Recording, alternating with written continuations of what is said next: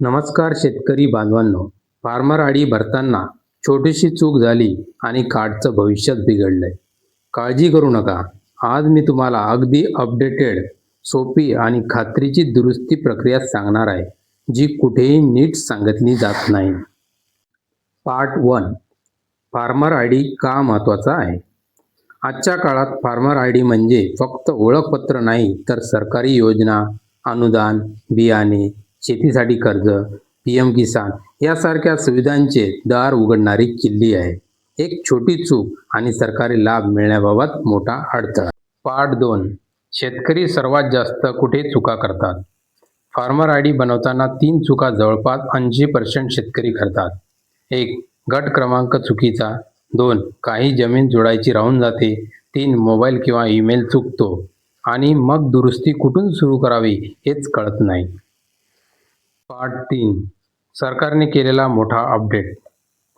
पूर्वी farmer ID मध्ये नोंद दुरुस्त करणे जवळपास अशक्य होते, पण आता शासनाने पोर्टलवर नवीन करेक्शन ऑप्शन सुरू केला आहे.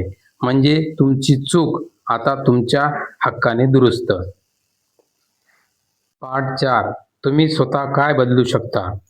तुमच्या लॉग इनमधून फक्त 2 गोष्टी दुरुस्त करता येते. एक म्हणजे मोबाईल नंबर आणि दुसरा ईमेल आय डी.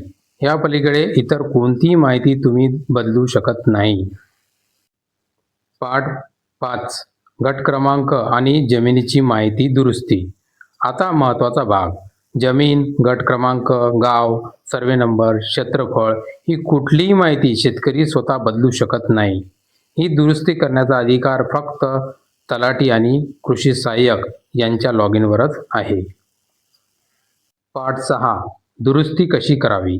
तुमच्या फार्मर आयडीमध्ये चुकीचा गट क्रमांक, चुकीचे क्षेत्र, चुकीचे गाव किंवा पत्त्यात गडबड असेल तर लगेच तुमच्या तलाठी कार्यालयात जा.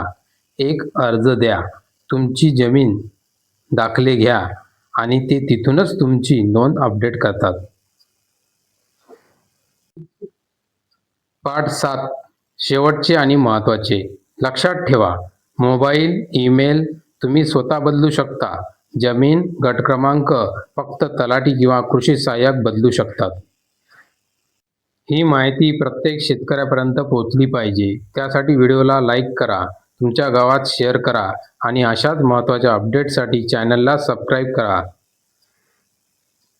आमचा आवाज शेतकऱ्याच्या हक्कासाठी. Empowering farmer every single day. ही माहिती तुम्हाला कशी वाटली हे आम्हाला कमेंटमध्ये कळवा. धन्यवाद.